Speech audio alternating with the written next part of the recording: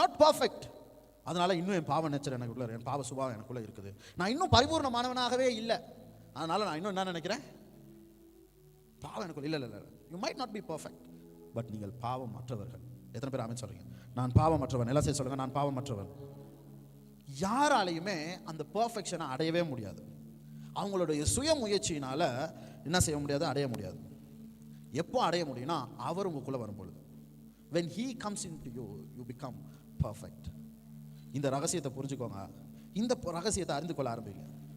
நாம என்ன செய்ய முடியாதுன்னா திரும்பவும் அதே பாவத்தில் திரும்ப திரும்ப திரும்ப திரும்ப திரும்ப போயிட்டு விழ முடியாது. நீங்க நல்லா புரிஞ்சுக்கணும். you are born again. நான் என்ன செய்யப்பட்டிருக்கிறேன், மறுபடியும் பிறந்திருக்கிறேன்.